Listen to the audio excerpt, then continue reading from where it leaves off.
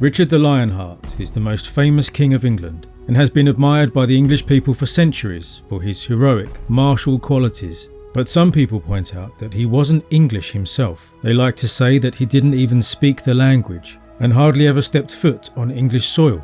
And perhaps worst of all, he taxed the people so heavily to fund his frivolous adventures overseas that he bankrupted the kingdom and impoverished his subjects. So what's going on here? If he was so useless, why does he have this legendary status? Is it just because he has such good branding? What's the truth about Richard's reign, his achievements and his abilities?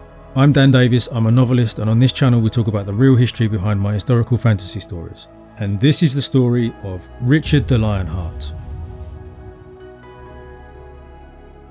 Richard was born in 1157, son of Henry II and Eleanor of Aquitaine.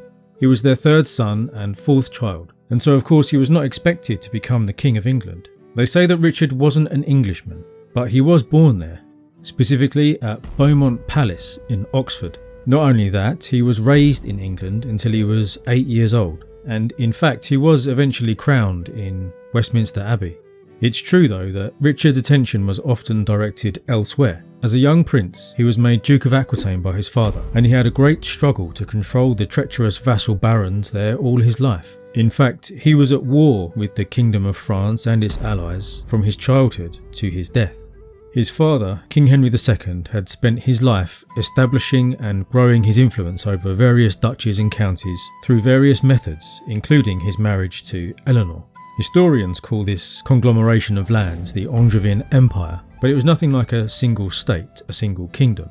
Each duchy was filled with powerful lords who were more like local kings than anything else, and they could only be brought into line by a genius political operator like Henry II. And his Plantagenet descendants would struggle to hold on to various parts of this personal empire during their reigns for well over 200 years, with varying degrees of success, as the kings of France fought to take it all by force. And Richard's reign was no different.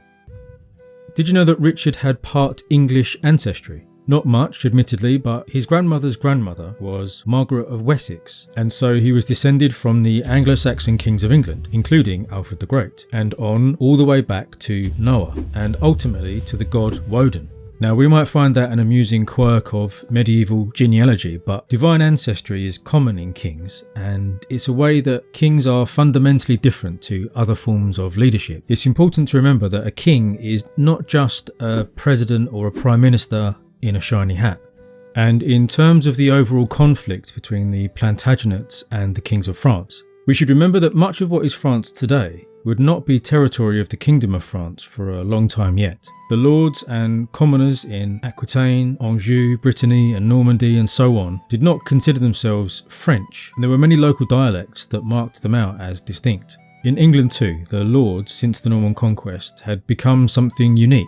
They were lords over lands in England and Normandy. Not English, certainly not French. They were an Anglo-Norman ruling class with a dialect of their own. It was in this period, during the Plantagenet rule, that these Anglo-Norman lords moved ever further away from Normandy and became far more English, especially when English lords lost their Norman estates and titles under John. It's during John's reign when we see a Norman lord appointed to an important position at court, being criticised for not being able to speak English. So what about Richard then? Is it true that he couldn't speak English?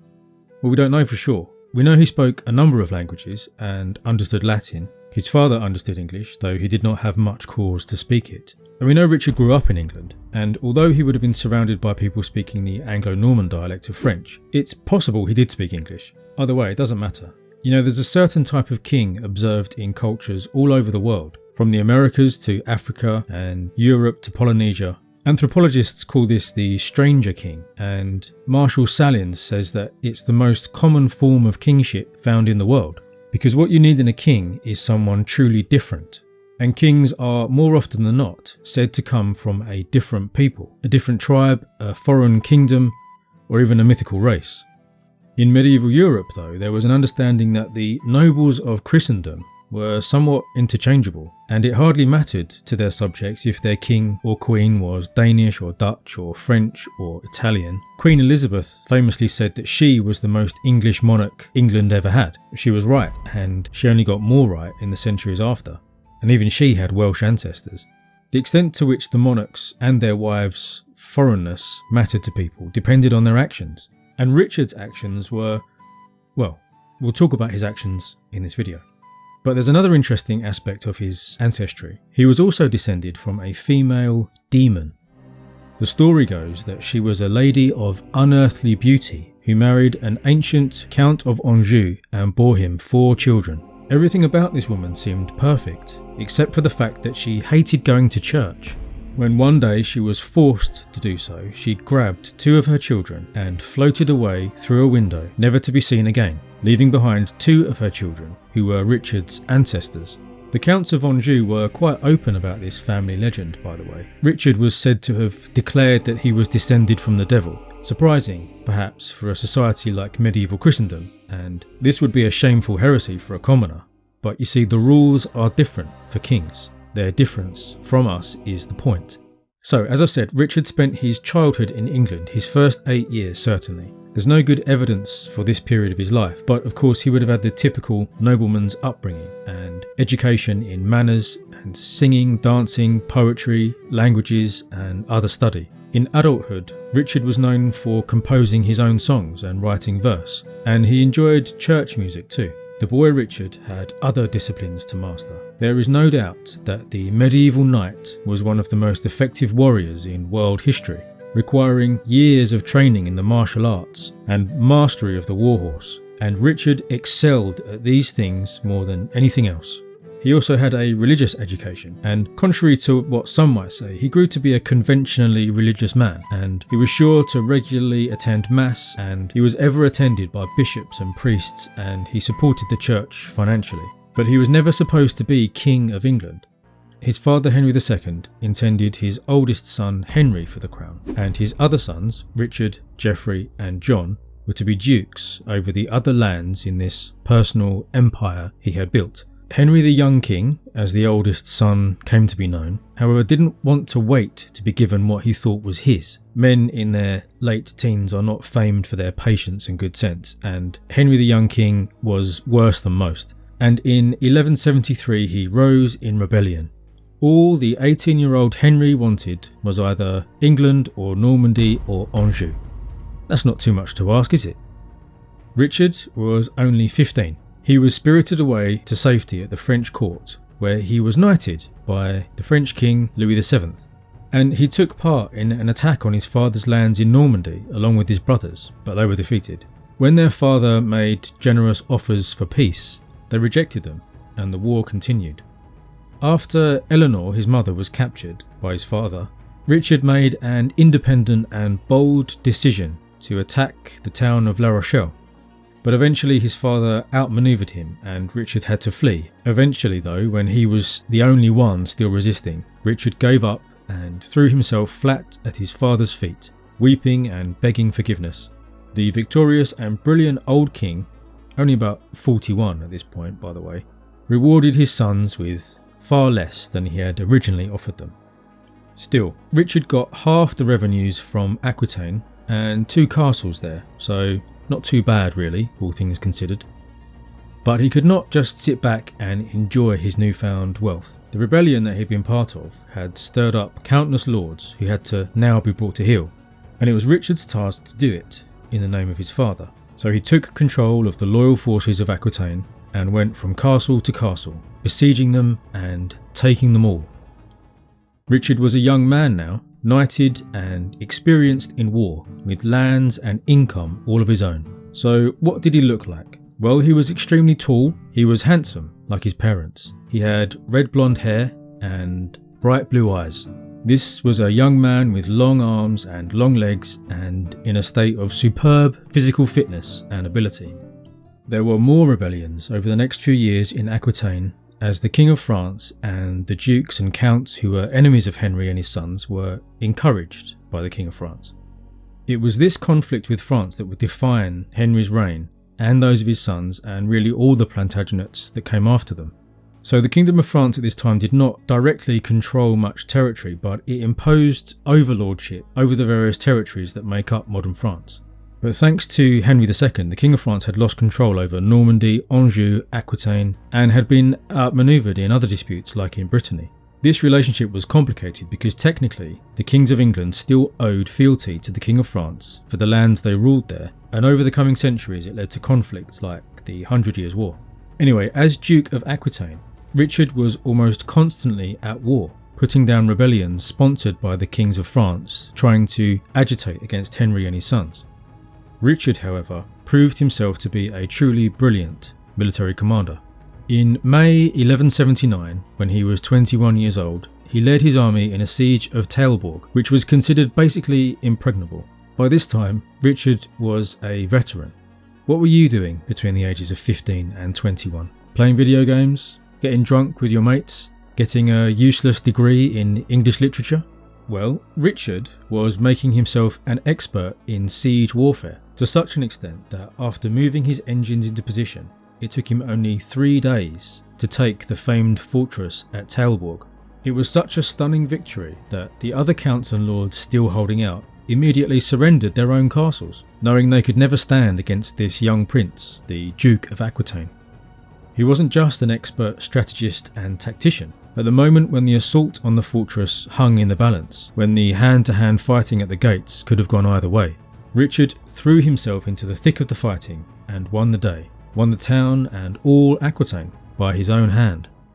Henry the Young King, Richard's oldest brother, turned out to be a rather incompetent ruler of his own territories.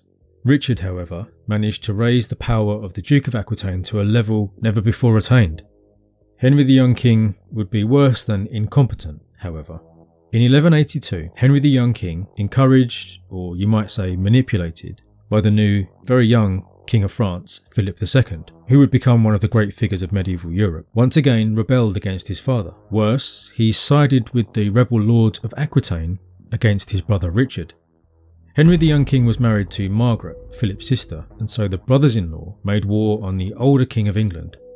Forces were raised, including mercenaries, in every territory from Brittany to the Pyrenees. Richard was already famous for his decisive actions in war, acting first before his enemies were expecting him, and now was no different. Already, by his mid-20s, he was proving himself to be the best soldier of his generation. And in this rebellion, Richard showed his quality. At once, he hunted down the Breton forces and executed all of those who fell into his hands.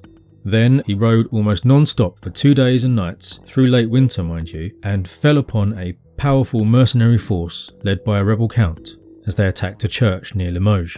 They had no idea he was coming. The count himself escaped, and Richard's horses were too exhausted to pursue. But they killed the mercenary leader and captured a great many of them. Richard then treated his prisoners with the respect they deserved.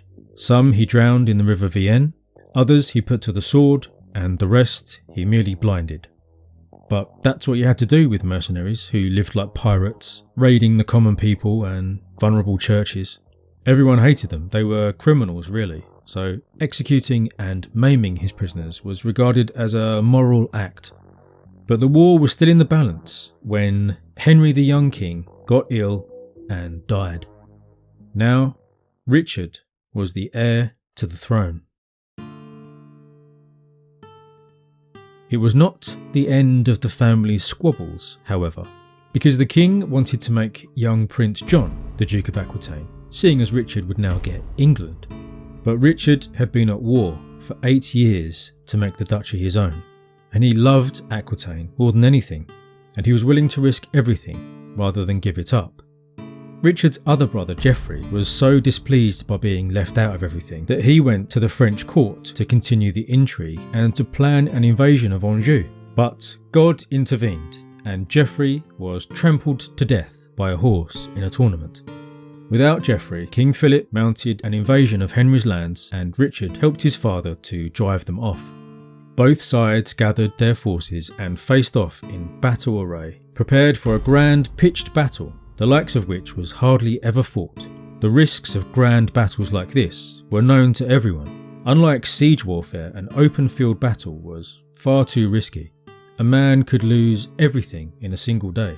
His life, of course, or even worse, his fortune, or even his kingdom. And the two sensible kings here were too cautious to risk it. Both sides backed away.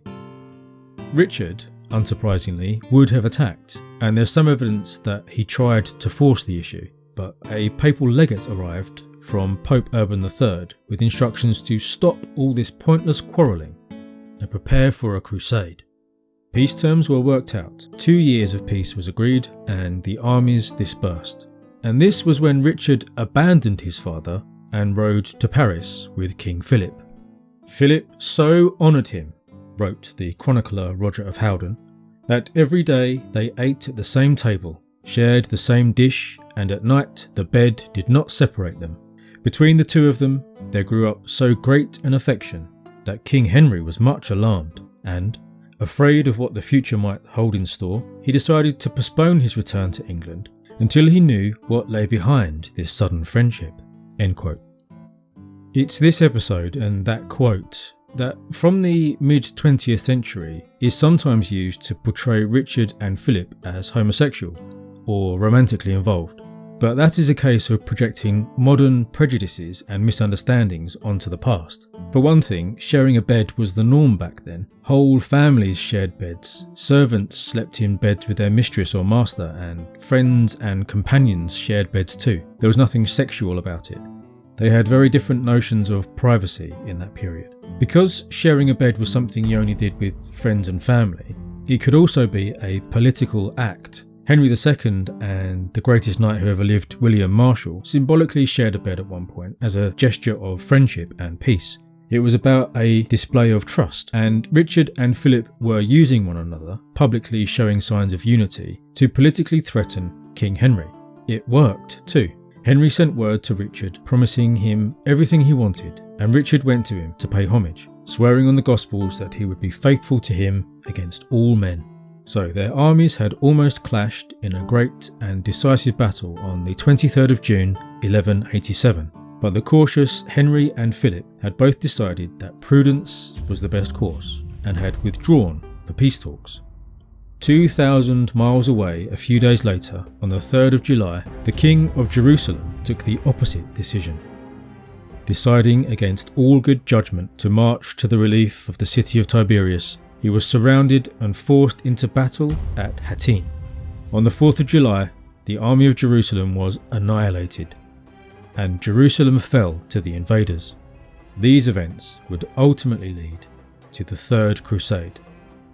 O mighty soldier, O man of war, at last you have a cause for which you can fight without endangering your soul, a cause for which to win is glorious, and for which to die is but gain. Are you a shrewd businessman, quick to see the profits of this world? If you are, I can offer you a bargain which you cannot afford to miss.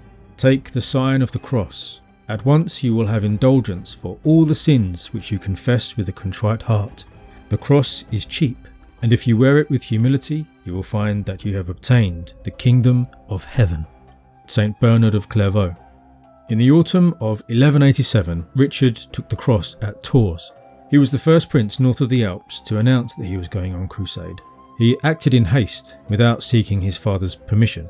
This sparked another crisis between the kings, and it was only averted when both Henry and Philip took the cross too. They were swept up in it all. Sometimes history seems to have a weight and momentum, even to the people within it, and even kings can be unable to swim against the tide.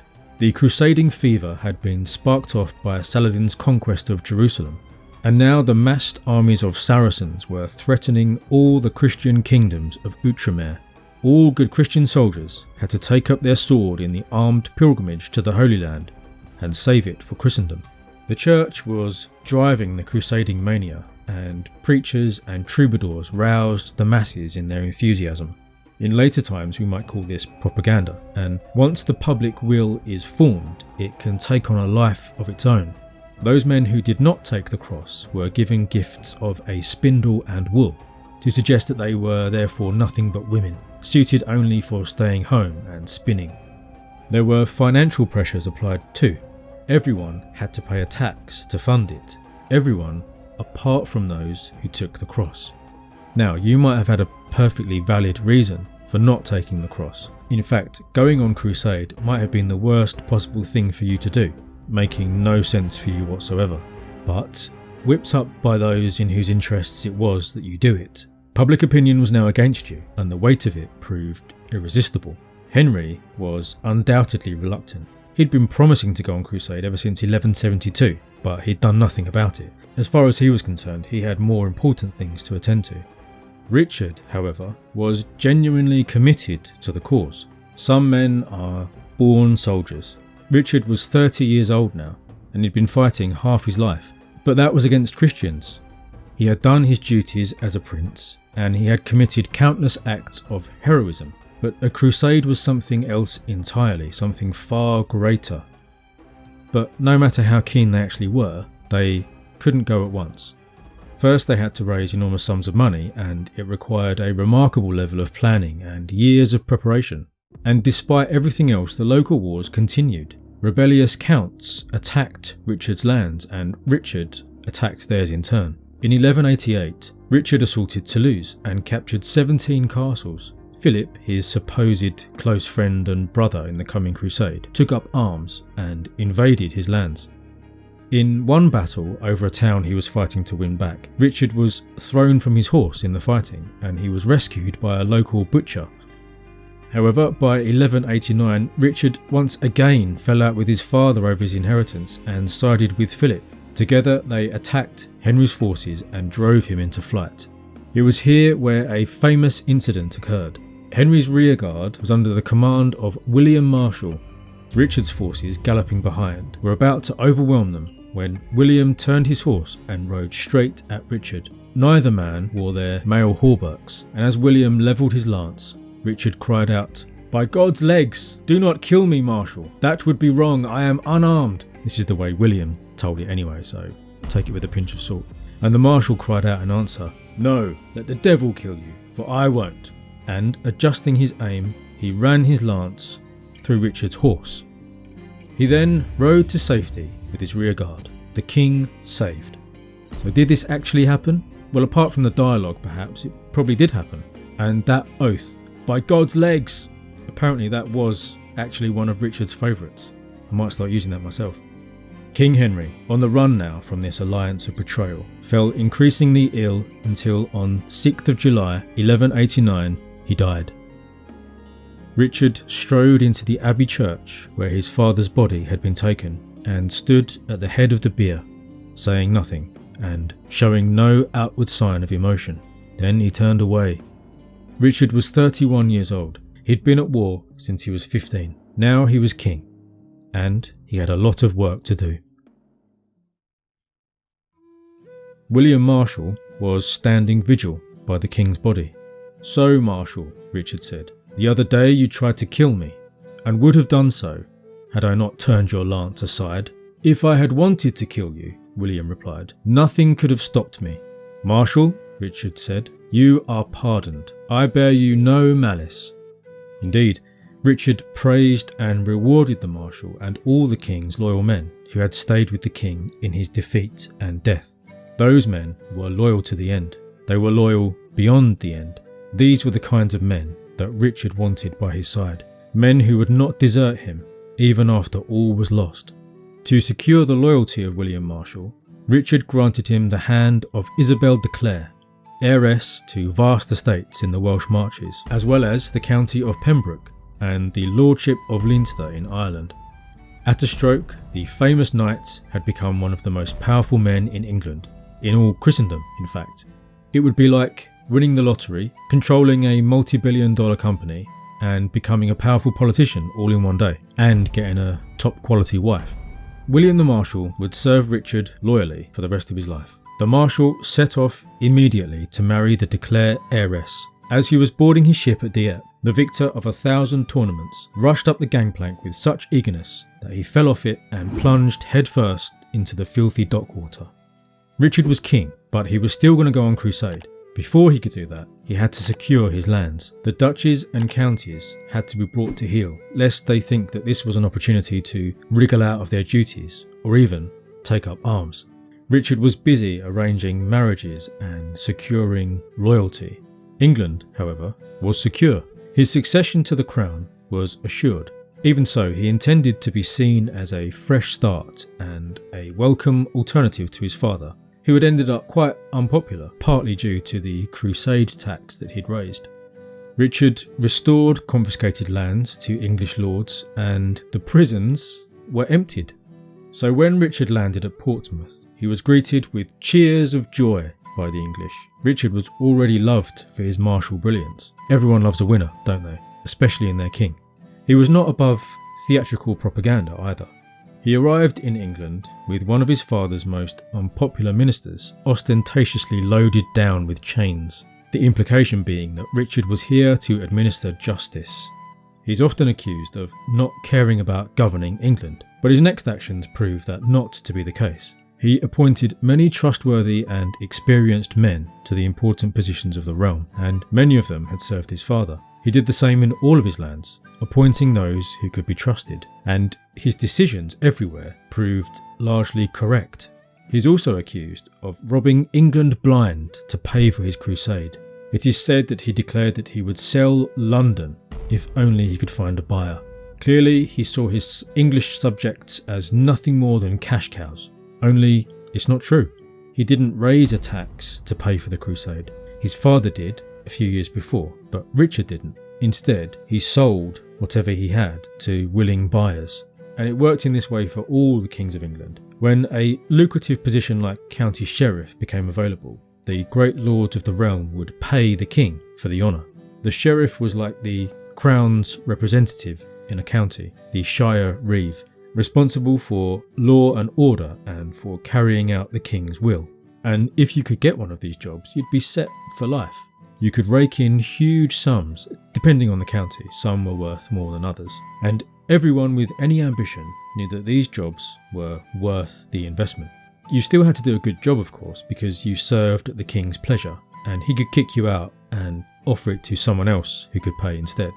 The turnover of sheriffs and other officials was a normal part of a king's business. Men would die or fall ill, or they would be promoted or shuffled around, and every time they got a new job, someone would pay the king.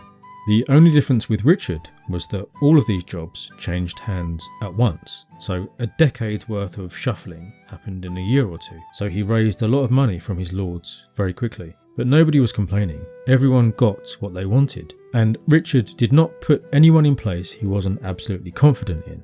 If he had been truly reckless, he would have sold the positions to the highest bidder, no matter the consequences for his kingdom. But he didn't do that.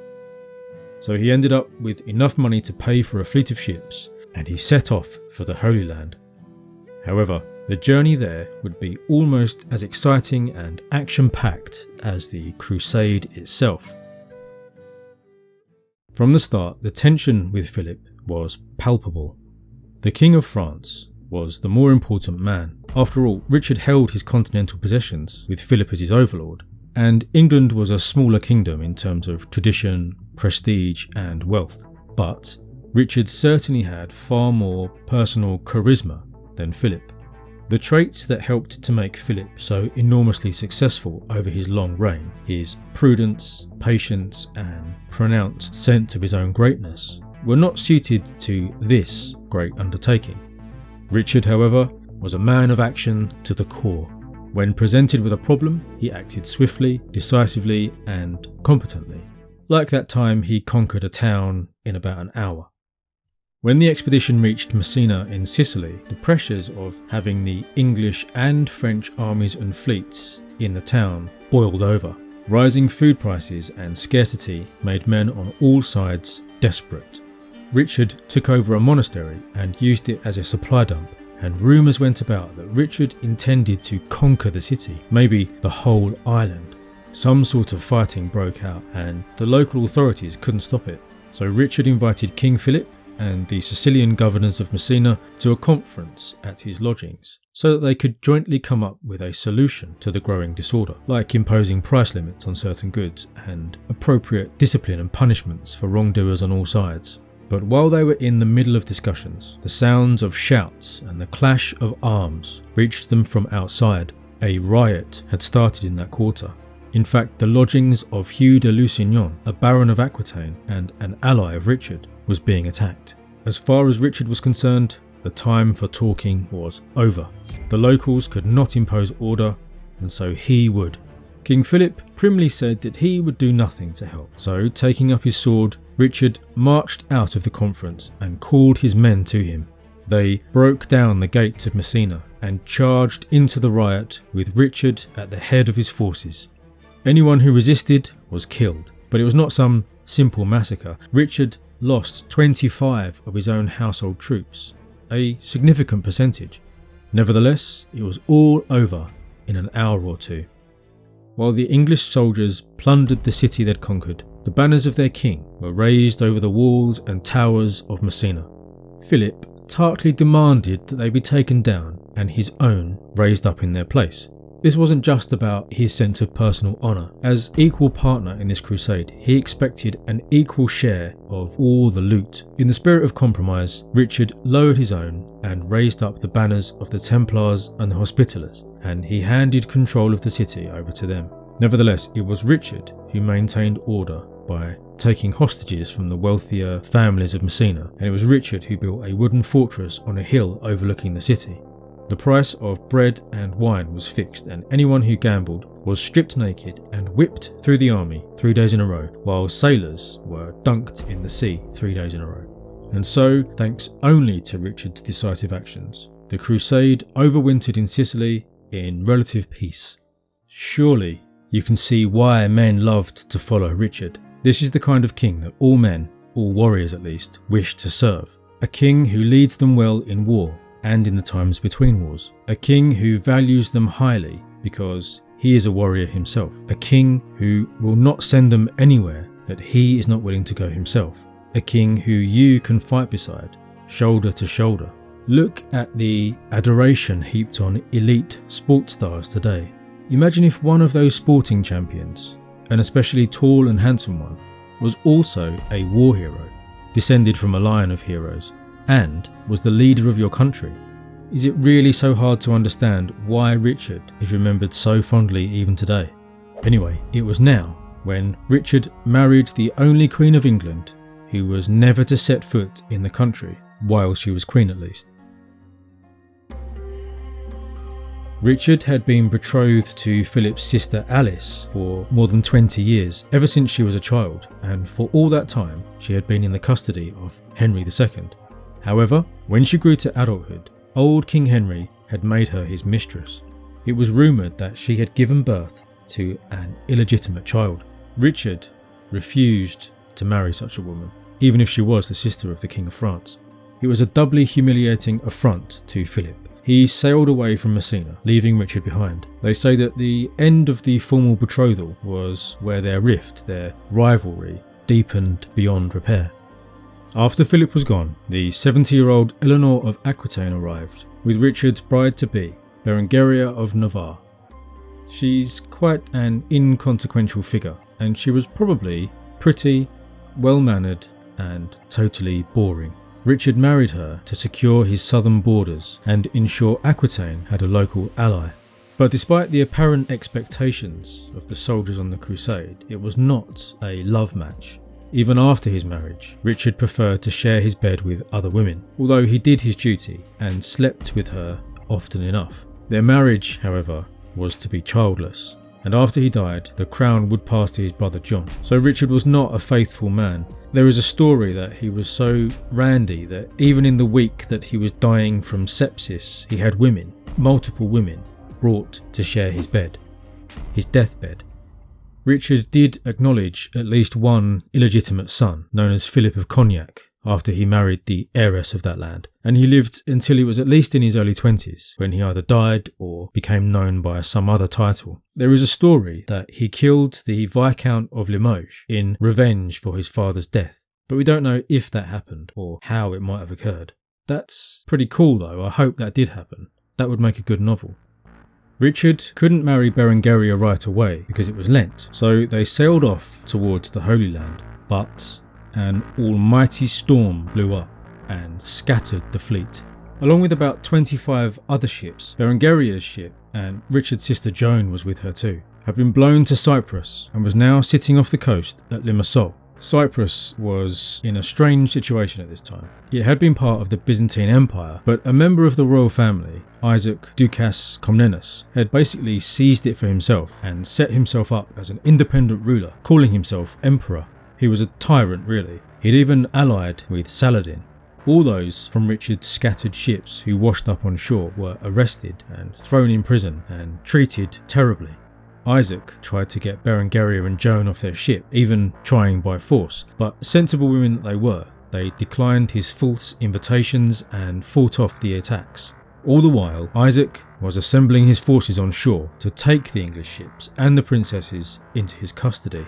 These would be enormously valuable bargaining chips. He could charge a king's ransom if he got them, 2 fortunes at least, probably enormous political advantages too. Now, knowing what we know about Richard, what do you think he did when he arrived at Limassol and found his wife-to-be and his beloved sister in danger? Well, when Isaac refused to release his prisoners or give back the property he had seized, Richard attacked the assembled army defending the barricades on the shore. He and his men piled into rowing boats and pulled hard for the shore, his archers shooting when in range. As the boats ground against the beach, Richard leapt out, sword in hand, and charged the barricades. There was a short fight and the Cypriots ran away. Richard took control of Limassol and found great stores of wine, meat and grain. The furious would-be emperor, the tyrant Isaac Comnenus, made camp with his army about 5 miles outside the city, and he declared that he would give battle to this upstart pirate the next day. We know Richard by now. We know what to expect, but Isaac Comnenus didn't. In the dark of the night, Richard had his horses quietly disembarked from his ships and exercised to shake off their sea legs. When Isaac woke, bright and early the next day, hungry for his scrambled eggs and orange juice, he found his camp surrounded by Richard's mounted knights. The Cypriots immediately ran away again, and Isaac himself got clear, but he didn't even have time to get dressed first, and he left behind his horses, his arms, his treasure, and his imperial standard, embroidered with cloth of gold. Richard declared that he would send the standard to the Abbey of Bury St Edmunds, which is near where I live. It's a lovely town today. So here in Limassol was where the King of England would marry his queen, and here was where she was crowned by a Norman bishop. After that, Richard conquered Cyprus. It only took him about 6 weeks. At that point, Isaac agreed to give himself up with only one condition, that he would not be clapped in irons. After he had lost everything, all he wanted was to be spared that final indignity. Richard happily agreed and promptly had him clapped in custom-made silver chains instead. Cyprus was an incredibly important place for the Crusaders, and Richard had made conquering it look easy, trivial even. But now he would face a far tougher test. Now he sailed on for Outremer and his showdown with Saladin. Saladin is one of the great figures of high medieval history. Like Richard, he's another king whose legend is more powerful than the history. People might not know much about his deeds, but they know Saladin was a man of honour and brilliance. Well, he was an expert politician, a genius even, and he was a pretty good general too, much like Henry II, really. Back in August 1189, a few years after Jerusalem fell and the great Crusader city of Acre was also conquered, the former king of Jerusalem, Guy de Lusignan, eventually took his meagre forces and laid siege to Acre, trying to take it back. But he didn't have the men necessary, and he was in turn besieged by Saladin. But Saladin couldn't overcome Guy's camp either, and so the double siege continued for 2 years.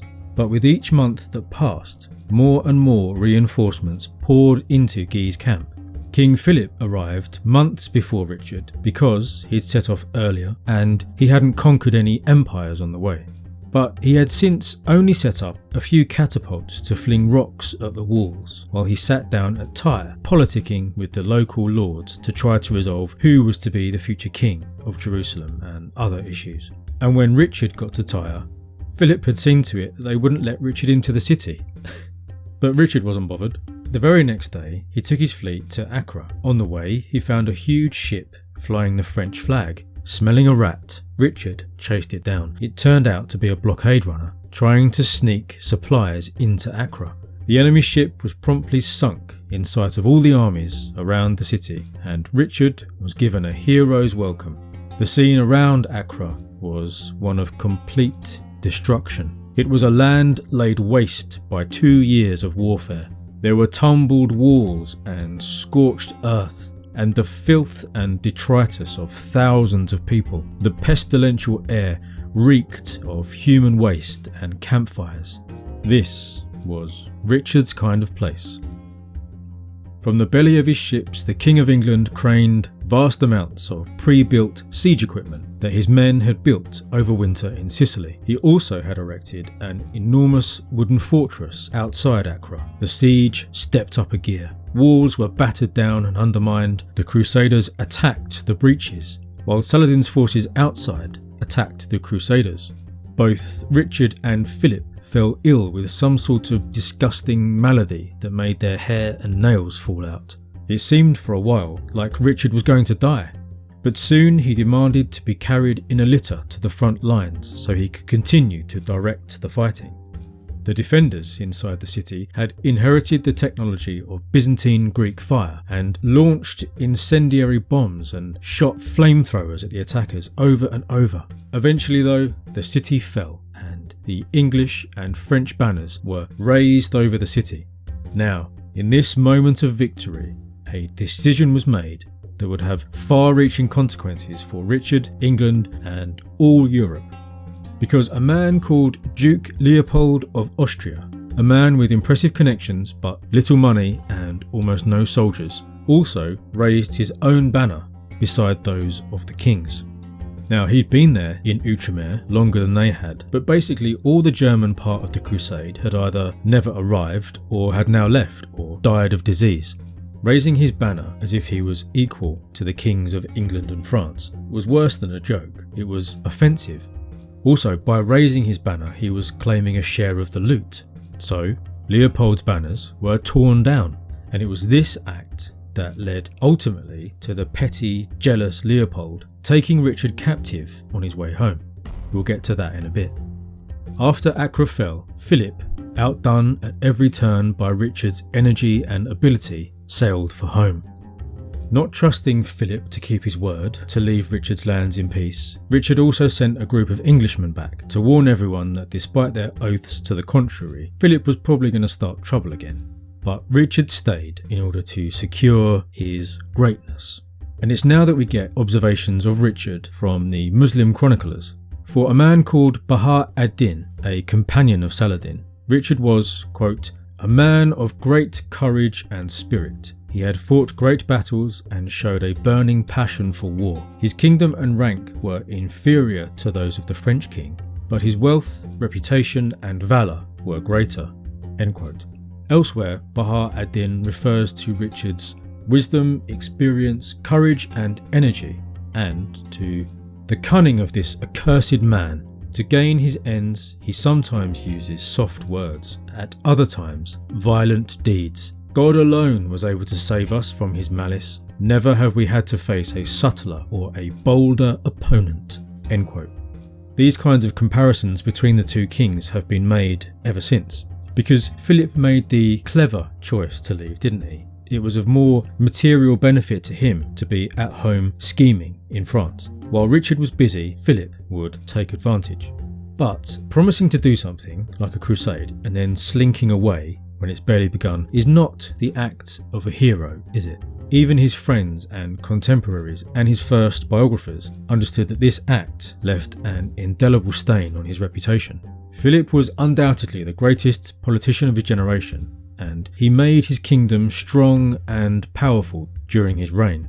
But the material successes of politicians don't stir men's hearts, and Philip would never become a legendary and beloved figure like Richard.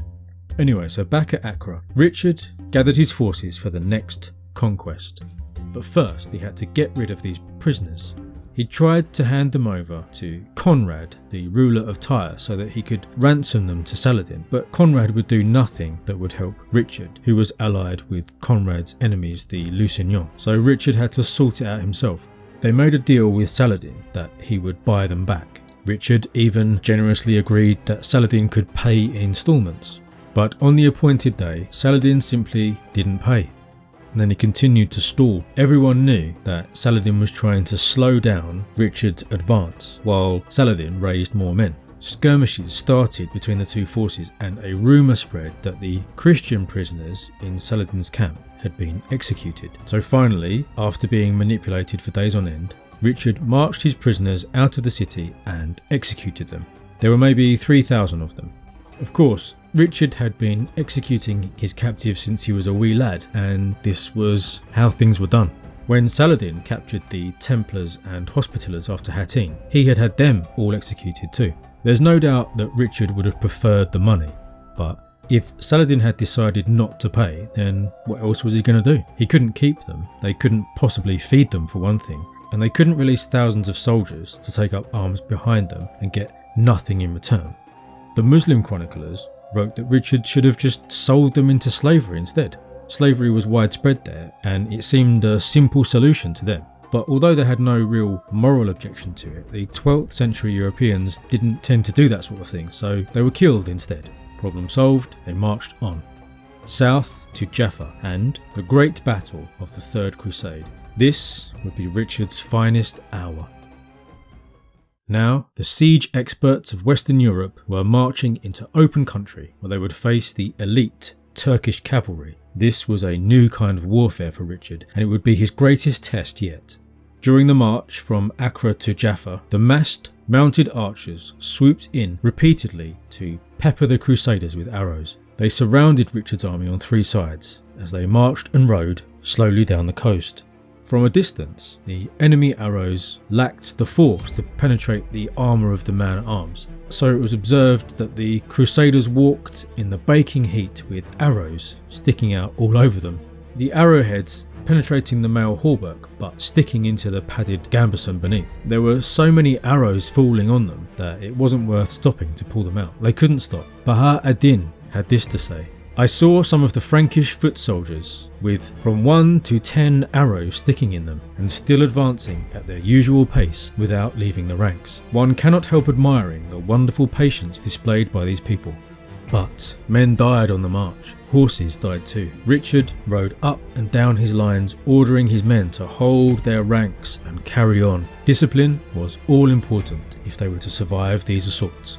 So the two armies marched in parallel down the coast. Richard knew it was only a matter of time before the enemy attacked in force. Probing attacks sometimes broke through, but the Crusaders kept their discipline as they marched from water source to water source. Sometimes Richard had to charge into the fighting himself. Day after day they marched on. But Richard's leadership, his personal authority, kept them together through earth scorched by the enemy and by the sun, until they reached the forest of Arsuf. On the other side, across their path, Saladin had arrayed his vast forces for battle. The Crusaders were outnumbered and they could not advance without a fight. Richard assembled his army in a tight, close formation and prepared for the tidal wave. In the middle of the morning, on the 7th of September 1191, thousands of Turkish, Arab, Syrian and Egyptian horsemen charged into the attack. Their hooves thundering against the bone-dry earth, their drums and trumpets sounding as their colourful pennons streamed against the blue sky.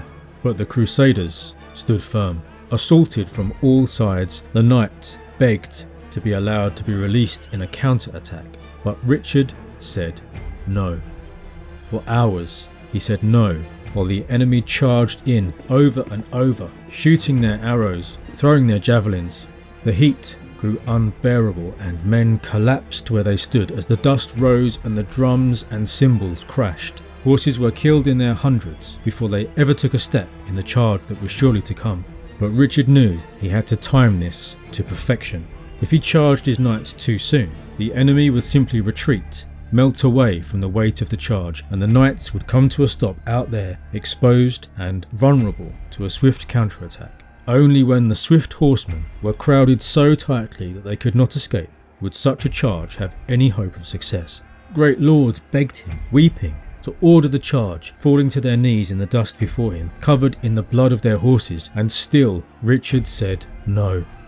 And then the leaders of the Hospitallers could take no more, and they ordered their knights to charge. But they were too early. No one else was ready. Their lines flattened the Crusader infantry in front of them, slowing down their charge and sending that part of the line into disorder. Unsupported, it was doomed to failure. Their rash action, their failure of nerve, was about to lead to another great defeat like Hattin. But Richard did not hesitate. Seeing the chaos unfolding, he ordered the attack. The Crusaders' trumpets sounded and their drums hammered, and the vanguard, the rearguard, the main body, the Templars, the Hospitallers, the Bretons, Angevins, Poitevins all charged together into the packed ranks of the enemy horsemen and infantry. To the sound of thundering hooves and the clashing of iron, the Crusaders smashed the enemy down and trampled them underfoot. Hundreds were killed in this single great charge, but now the Crusaders were exposed, and the enemy who had fled were stopped by their lords, turned, reorganised and sent back in a vast counterattack on the exposed Crusaders. And the battle had turned again. But Richard had not committed all of his forces in his first charge. He held his enormous English and Norman forces in reserve. Once the enemy were engaged again, he now led them personally in a counter-attack of his own, first with his lance and then with his sword. Richard led the English and Normans in charge after charge. Quote, "There the king, the fierce, the extraordinary king, cut down the Turks in every direction, and none could escape the force of his arm. For wherever he turned, brandishing his sword, he carved a wide path for himself, cutting them down like a reaper with his sickle." End quote. It was a bloody, terrible day, and it was a great victory for Richard, his finest hour really. Saladin, however, the myth of his invincibility forever destroyed, limped away into the night. "We were all wounded," wrote Bahar ad-Din, "either in our bodies or in our hearts." This battle, the Battle of Arsuf, is in my novel Vampire Crusader, by the way. If you like that sort of thing, then you should check it out. The link is in the description. 3 days later, Richard's forces marched into Jaffa, retaking it for the Crusaders. This was a vital port for anyone who wanted to attack and hold Jerusalem. But Richard did not have the forces or supplies to march inland to besiege the Holy City because Saladin would be attacking his supply lines. He might have won a great battle, but this was still enemy territory. Richard wanted to march on to Ascalon to take it before Saladin demolished it, but at a conference of the commanders, everyone preferred to stay and fortify Jaffa.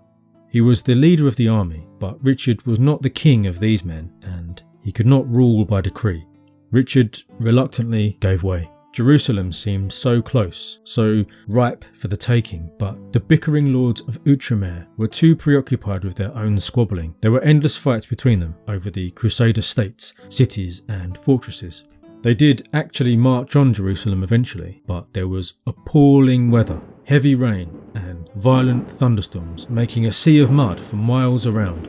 Still, the soldiers wanted to go on, all the way, invest in a siege and storm the walls. It might even have worked. But the leaders knew that they could not hold the city for long, and in the end, when they were so close they could smell the stink of the holy city, Richard ordered the retreat. And now Richard got word from England. His little brother John was making trouble back home, and Philip, despite his oaths, was preparing to invade Normandy. Richard had to go home. He just had to. Still, there was yet another battle between Richard and Saladin. During an ambush on the king's small force, at one point Richard led just 10 knights in an attack on a force of enemy horsemen, which was described by a chronicler, quote, "The king was a giant in the battle, and was everywhere in the field, now here, now there, wherever the attacks of the Turks raged most fiercely. On that day his sword shone like lightning, and many of the Turks felt its edge. Some were cloven in two from their helmet to their teeth. Others lost their heads, arms and other limbs, lopped off at a single blow. He mowed down men as reapers mow down corn with their sickles. Whoever felt one of his blows had no need of a second. He was an Achilles, an Alexander, a Roland." End quote. The great soldier was laid low by another bad sickness, but eventually he set off for home. Had he stayed a few more months, as he very well might have done, he would have been able to exploit the chaos caused by Saladin's death, and no doubt he would then have taken the Holy City. But by the time Saladin died, Richard was a prisoner in Germany. So he sailed home starting in October 1192, and in early December he was approaching Venice. If he'd kept making good time like that, he would have reached home while everything he'd set up was still working. John had been scheming and plotting, but he hadn't really done anything that bad yet. There was no crisis. Richard's careful organisation of his lands had worked well, and he remained in regular communication with everyone, as far as the system of messengers would allow. But it was winter now, and the seas were too rough to sail, and so Richard decided to rush through Germany on the quiet. With a small party, he travelled along the coast in galleys, but they were wrecked on the Dalmatian shore. It was okay though, because Richard had allies in various parts of Germany. He just had to get there, and to avoid arousing notice, he decided to disguise himself and his men as pilgrims. Now, this was a party of grizzled, war-hardened, veteran noblemen, led by the incredibly tall, blonde-haired, blue-eyed, most famous hero in Christendom. And throwing a pilgrim's robe around your silk doublet and bejewelled sword isn't the most cunning of disguises. No one knows exactly what happened, but it's clear they immediately aroused enormous suspicion. And yes, communications were slow in those days, but the local lords knew that the King of England was travelling home from the Crusade and had suddenly dropped off the radar. You didn't have to be Roger Bacon to work this one out. So just before Christmas 1192, a mere 50 miles from friendly territory, Richard was surrounded by agents of Leopold of Austria. His feelings had been hurt back at Acre, and he was greedy for the riches that Richard had rightly denied him there. The king was locked in a castle built atop a rocky slope over the Danube. Now, as a crusader, Richard was under the protection of the church, but laws and customs don't mean anything if those with the power to ignore them choose to do so. Leopold, frightened that someone more powerful would snatch his prize, quickly sold Richard to Henry VI, the Holy Roman Emperor. Christendom was appalled by it. The Pope excommunicated Leopold, but he didn't care. He was going to be rich now. He could buy absolution if he needed it. Well, so he thought. Richard's enemies acted quickly to take advantage of the situation. They even launched an invasion of England that was swiftly beaten off by hastily assembled levies. In his captivity, Richard conducted himself with dignity.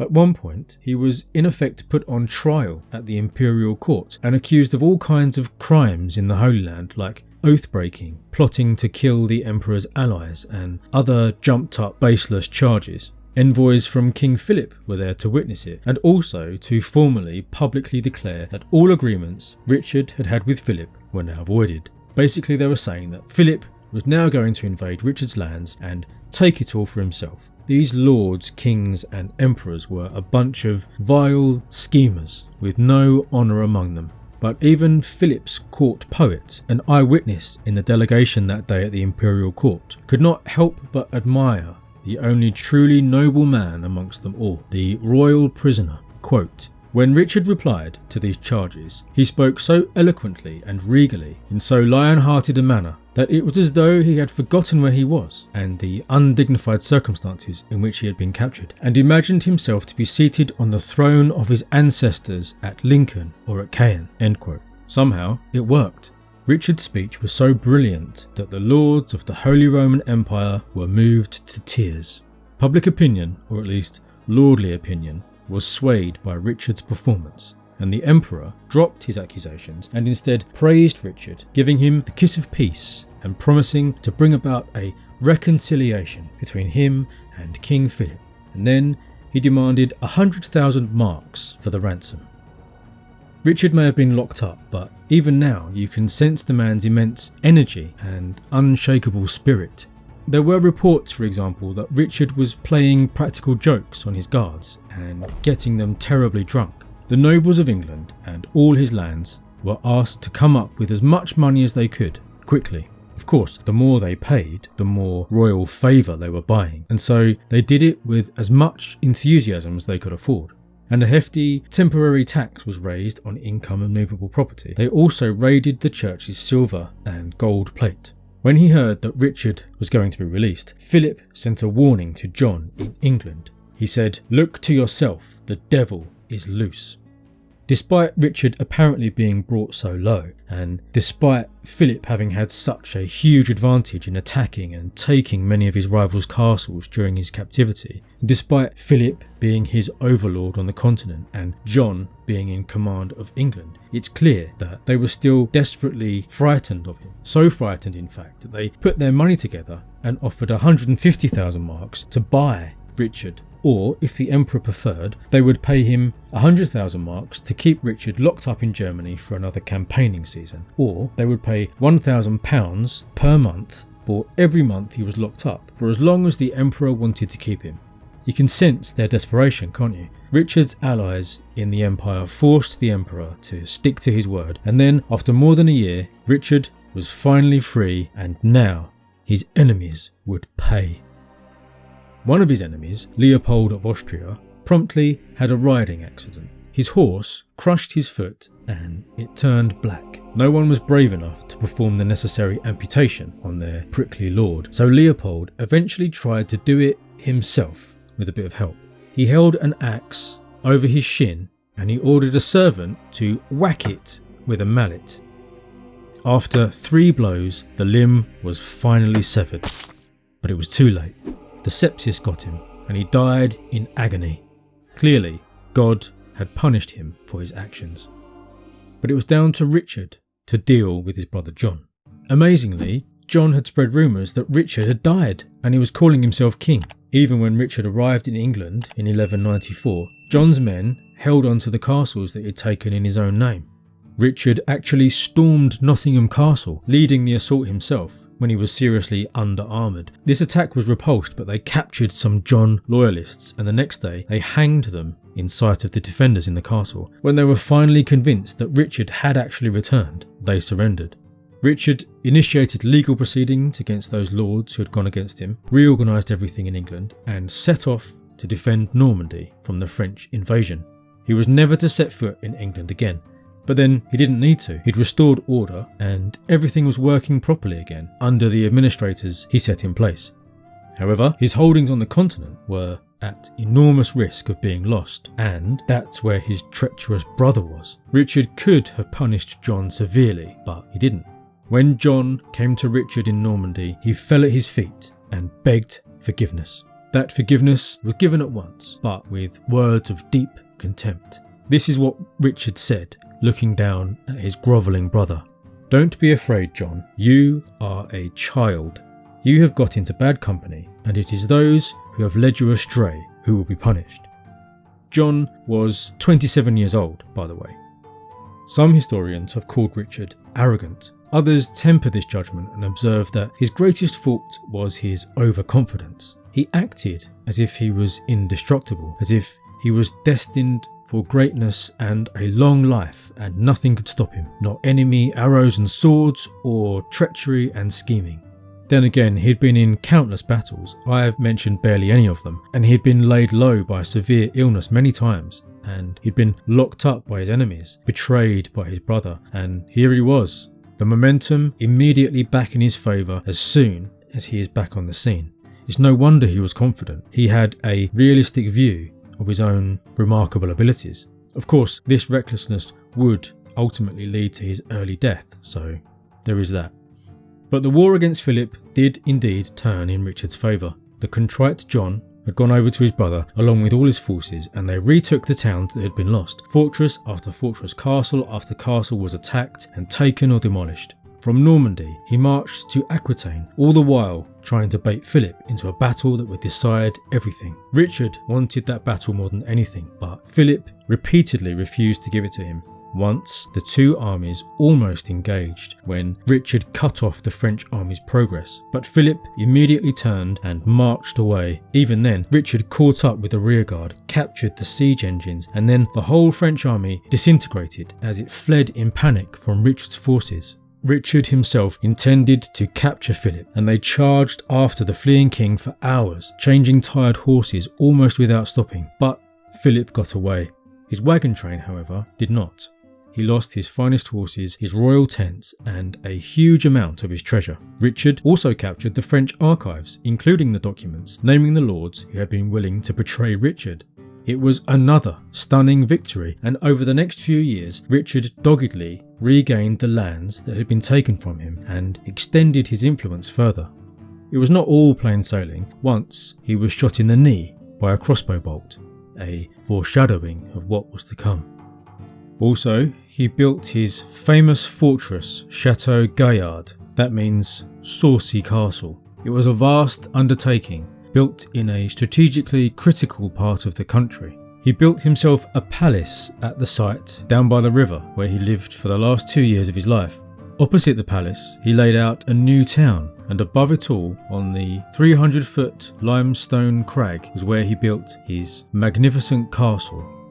As the world's foremost expert on siege warfare, he designed it himself, and he was there directing operations for the 2 years of its construction, driving the workmen on, day after day. They finished in 2 years what would have taken a decade anywhere else.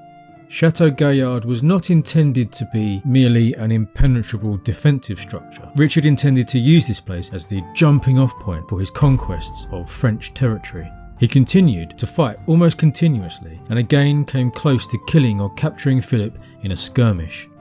Richard led a charge against a numerically superior enemy. "We ourselves unhorsed 3 knights with a single lance." He wrote this in a letter. This is the royal we. He's talking about himself. "We ourselves unhorsed 3 knights with a single lance and have them prisoner." End quote. As the French knights fled in panic, a wooden bridge collapsed under their weight and 20 of them drowned. Humiliated, once again, King Philip himself had to be dragged out of the river before he drowned in his armour.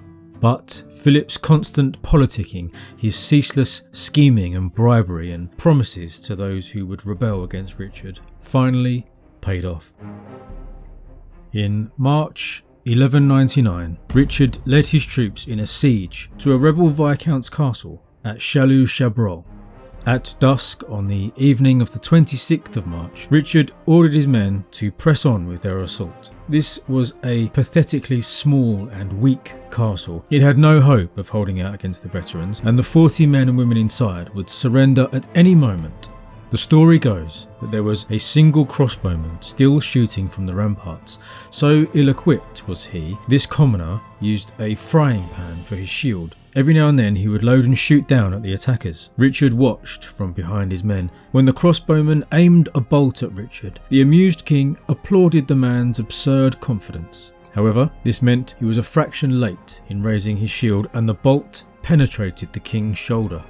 Acting as if nothing was wrong, so as to not alarm his men, Richard strolled nonchalantly into his tent, where he angrily grabbed the shaft and tried to yank it out. All he succeeded in doing was breaking the shaft and leaving the iron head inside his shoulder. When the surgeon arrived, he had to cut very deeply to extract it. Bandaged, Richard now lay in his tent to recover, drinking and sleeping with women while the castle fell. But when the gangrene set in, he knew what it meant. He'd been a soldier since he was 15 years old, and now he was 41, and he'd seen this happen to countless men before. He set his affairs in order and wrote to his mother, asking her to come to see him immediately. As he was dying, he had the crossbowman brought before him. In a last chivalrous act, he gave the man 100 shillings for serving his lord so faithfully. Richard's heartbroken men were not so forgiving, because as soon as Richard died, the crossbowman was flayed alive. You know, I've had all these comments on my channel, mostly under my King John video, asserting that Richard was a worse king than John. Amazingly, some say that Richard was the worst king of England, the worst of all. Some people seem to think that Richard hated England or had contempt for it, and also that he was an incompetent ruler, that he was a great soldier perhaps, but a terrible king. But what is that based on? They say that he beggared the country to pay for his crusade, but he didn't. They say that he bankrupted England to pay his ransom, but that didn't happen. They say he taxed England heavily to pay for his wars in France, impoverishing the kingdom, but that's not true either. I suppose all these criticisms are part of his legend too. For some reason, Richard the Lionheart apparently arouses a visceral scorn in some people. The history, though, shows that he put great effort into ensuring England was prosperous and governed by law throughout his reign by appointing competent men in important positions, remaining in constant contact with them, replacing them when necessary, and intervening himself whenever it was needed. He was a man who was loved by his friends and his subjects, and feared and admired by his enemies. He kept England and the English people safe and in good order throughout his reign, and he fought constantly and successfully to protect the lands he inherited, which extended from the Pyrenees to the Scottish border. He did his duty as a knight, a duke, a king and a crusader. And by his character, his virtues and his great deeds, he became more than a king. He became a legend. These videos take me weeks to make. If you can support me on Patreon, like these amazing patrons here, that would help me enormously. Or if you prefer, you can support me by picking up a copy of one of my many novels. Follow the links in the description. If you enjoyed this video, please subscribe and check out the playlists for more videos like this. Thank you for watching.